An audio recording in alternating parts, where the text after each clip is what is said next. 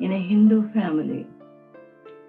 And then in my family, most of the time, the topics of discussions were from Bhagavad Gita or from Upanishads. And it was a tradition in our family that whosoever wants, they can pick up some topic from Bhagavad Gita, and then we will have discussion on that. And the reason was because most of us were worshipper of Nirakar God. And when I say Nirakar, that means worshipping God without idol, no idol, because there are two sects in India. That in Hinduism, there is one sect worships the God with different idols, and they are called Sakar worshipper. And the other one, which worships God, but with no idol.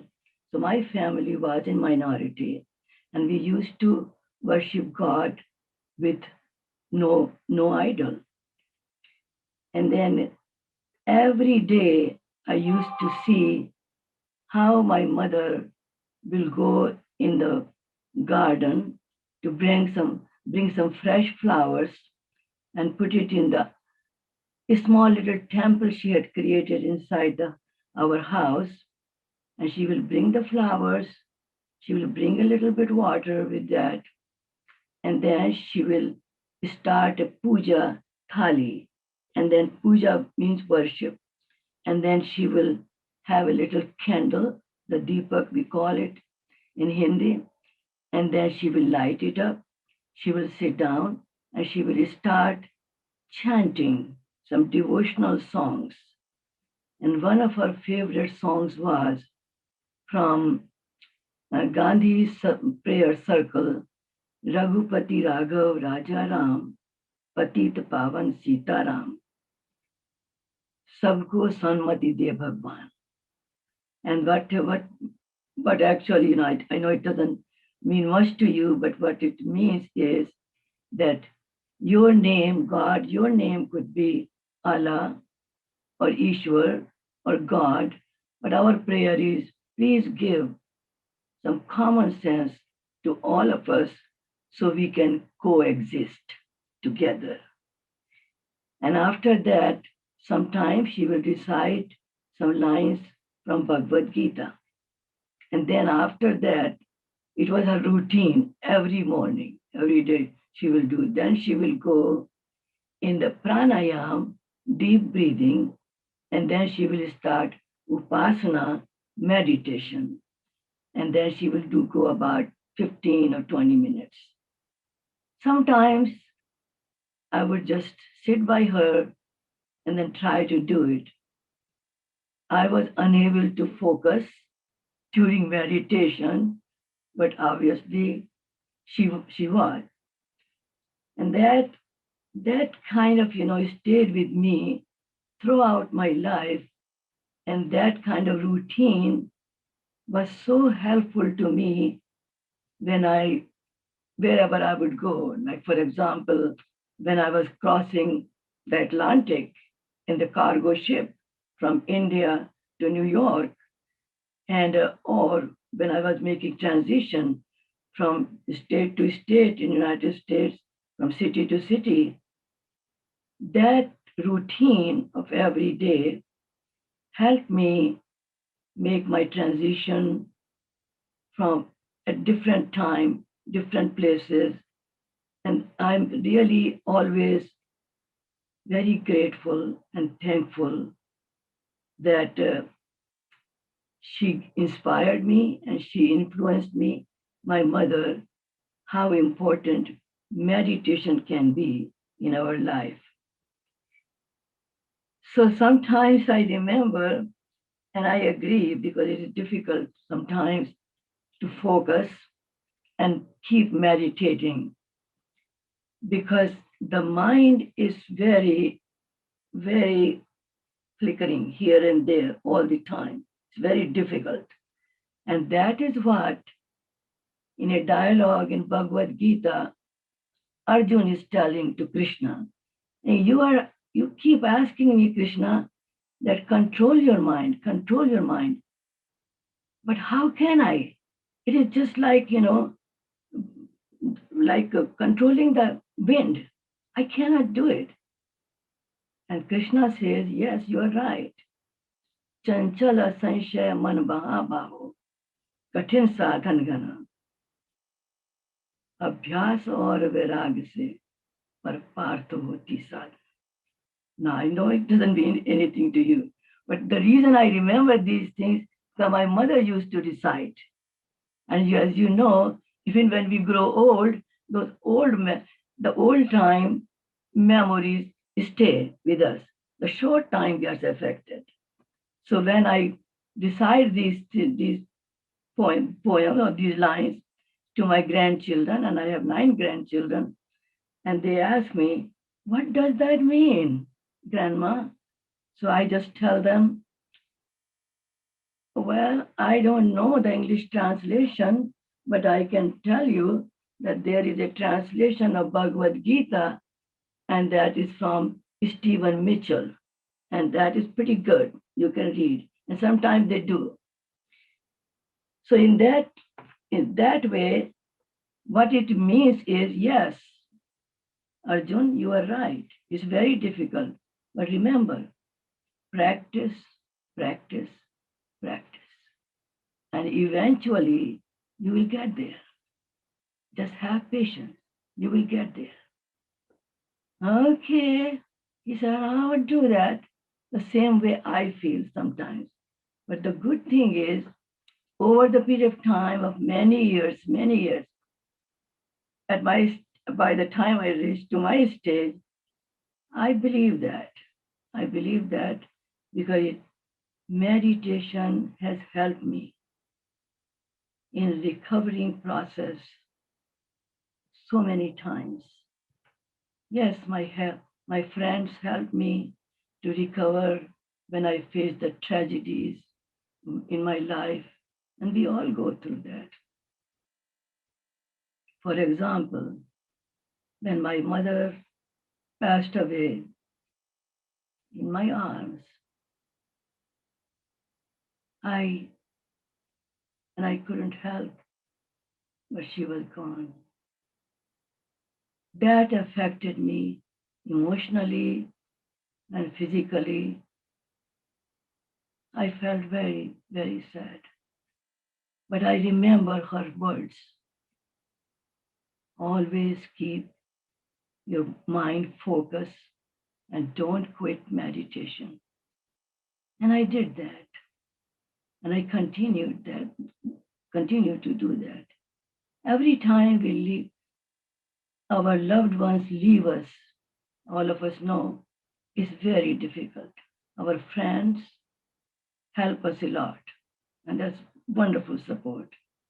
But eventually, it is the individual himself or herself who tries to maintain that, yes, I can do that. Yeah, they are not here, but they are here with me in spirit. So what helps me is that during my meditation, I pick up some of their memories and I focus on that. And that helps me many ways in the sense their memories and they become over the period of time part of me. And then I continue doing that again and again. It happened again when in United States, when I lost my beloved husband. I was so devastated because it happened so sudden. And I just was not with myself. And emotionally, physically, and my friends and my minister would help me. But at the time, I will listen to them and then I will say, I don't believe that. I just don't tell me. But then I would remember my mother's words, go in meditation. And then I will go in my little corner, have some flowers, little water, and have my little candle, a candle of meditation, candle of hope. All we can have, she used to say, never, never quit hope. And that becomes my prayer during my meditation, that you got to stay on the track, honey, because vasansi jirnani yatha vihaya navani granati naroparani. These were her words. She would recite. But as I said, it is kind of ingrained in me. And what it means, every jeev, every creature, everything is born, lives, and leaves. It is the pattern of nature. But when we are living, but that's what the time we need to enjoy. And that is one of the reasons when I do my meditation, I feel connected sometimes to the ocean, sometimes to moon, sun, the scenery, the people, because these are the elements we are connected with. We come from those elements, we will go to those elements. That is the reason, that is my hope, candle of hope, which continues with me. Thank you for listening.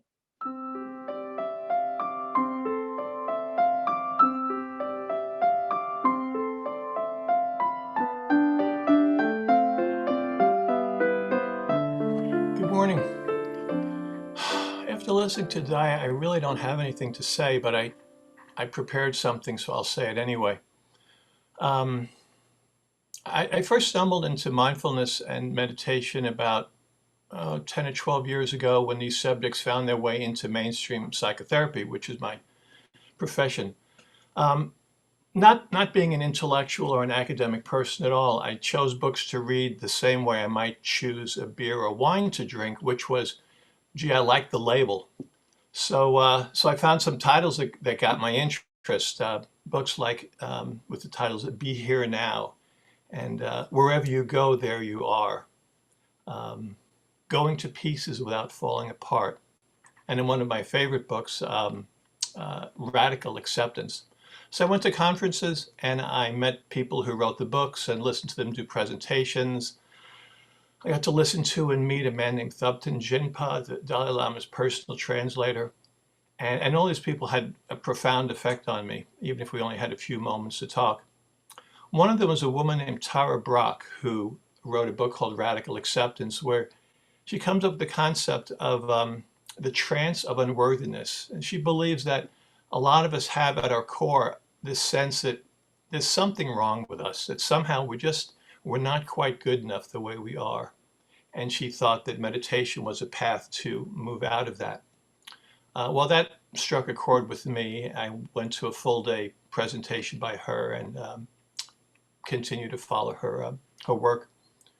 So anyway, here's the nuts and bolts of my daily practice. I wake up, I go outside, I sit on a bench on the back patio, have a small cylindrical pillow I put down at the base of my spine. So I'm not really sitting back against this bench. I'm leaning slightly forward. So at least from the hips up, I'm in posture that I would have if I was sitting on a meditation cushion, but I need a chair. I can't sit on a cushion. I set a timer for 30, more recently 45 minutes. Starts with a gong that sounds 3 times, and then I just sit. I sit with my eyes closed, sitting up straight as possible. My hands are in my lap, fingers of my left hand gently cupping the fingers of my right. And I breathe in and out through my nose, put a little attention on the sensation of air coming in my nose, and that's about it. Sometimes I count breaths, but usually I just sit. So thoughts come in, sensations come in, emotions come in, and I try to treat them all equally, the stuff I like and the stuff I don't like.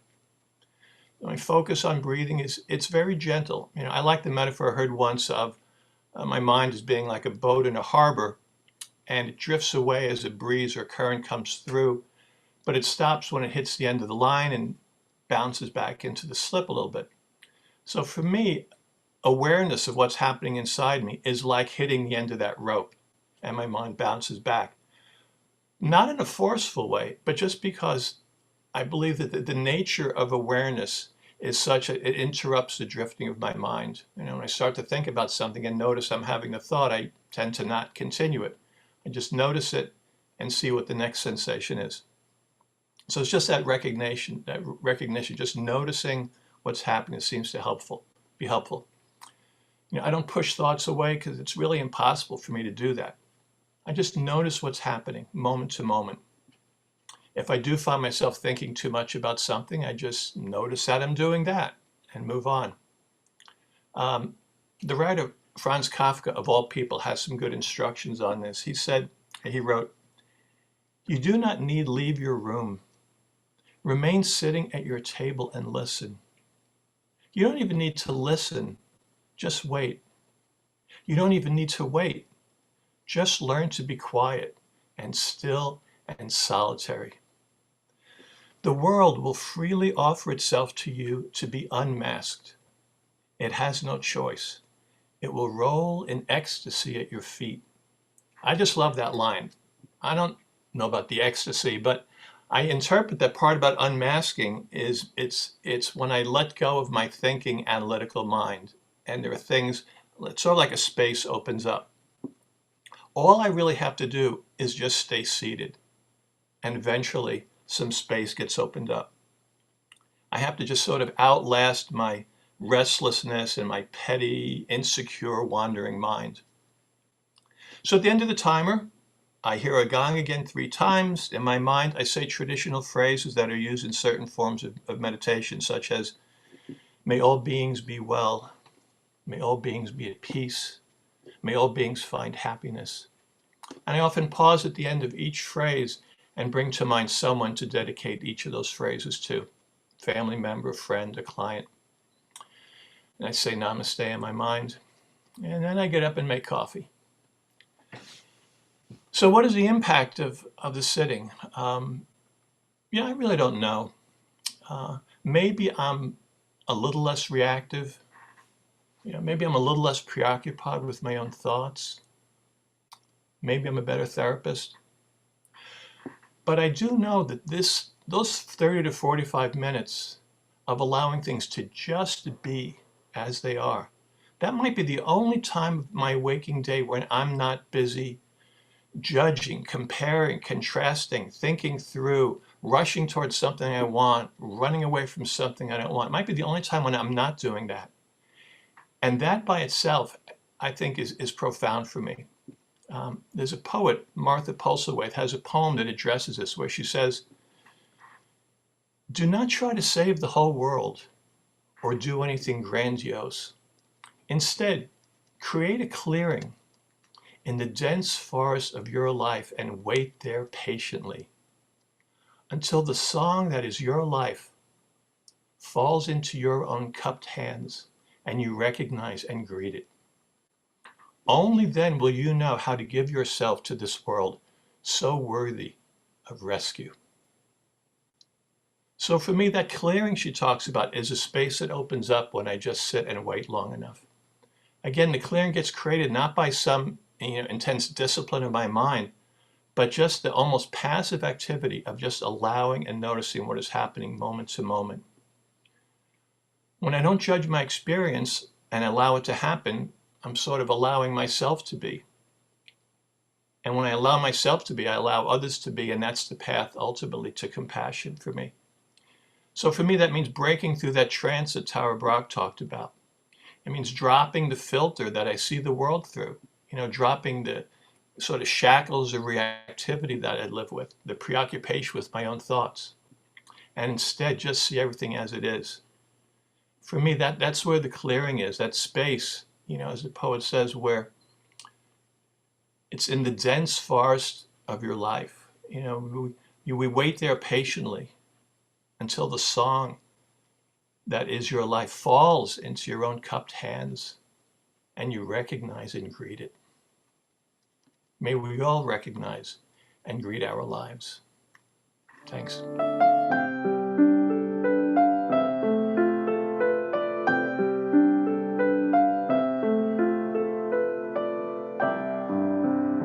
Mindfulness and meditation. I was asked to speak about it. And actually, my introduction to spirituality took place when I became a UU over 40 years ago, back in Boston and now here in California. And I've been in Tapestry now for 3 years. And a member, Annie Kolar, said that she was interested in starting a meditation group. At that point, I had never really had a formal introduction to the concept of meditation. And I thought about it and I said, sure. And I realized that at the time that it's been years throughout my life that I've had experiences with births, being present when babies were born and took their first breath, and when babies were born and weren't breathing. Deaths of older people that I'd cared for, as many of the people that are here. My life had joys and sorrows and failures, and I was aware of the importance of being to these moments and the sense of wonder and awe that I experienced life and death. And in time, I came to realize that these were sacred moments. It was through the meditation group that I actually put a name to, taking the time and focusing on getting a routine and a technique of making these moments happen for myself rather than waiting and experiencing when they came. Finding the meditation group and learning meditation techniques, the silences, the breathing, and exploring positions, as with yoga, I came to appreciate this, that the yoga, the meditation, the breathing were giving me a life skill that I found have been incorporated into my life. Specifically, those skills, when I was asked, what has meditation given you? It's given me, one, seeking out those sacred moments, as I mentioned, in the everyday, using all my senses to fully experience them. The techniques to calm and quiet the chaos and turmoil with patience, kindness, and forgiving for myself, for the world. It also gave me experiencing connections with my spiritual sisters in my group. Who knew you could make friends during the isolation and the pandemic? Living in the present, learning to be with myself, with humanity, and with the great being. And the skill of letting go, forgiving as well as taking in, and increasing my ability to be aware. And Nikki, there is no particular technique. Daya has told us, just breathe, just be into the moment. We remind each other in our groups of that and the need to do that because of the chaos of the world around us. And it's not a technique that does that for us. It's taking pause and listening. And I'd like you all to take a breath actively. And with every breath, the old moment is lost. A new moment arrives. We exhale and we let go of the old moment. It is lost to us. In doing so, we let go of the person we used to be. We inhale and breathe in the moment that is becoming. In doing so, we welcome the person we are becoming. We repeat the process. This is meditation. This is renewal. This is life, says Lama Suradas. Namaste, shalom, blessed be, amen.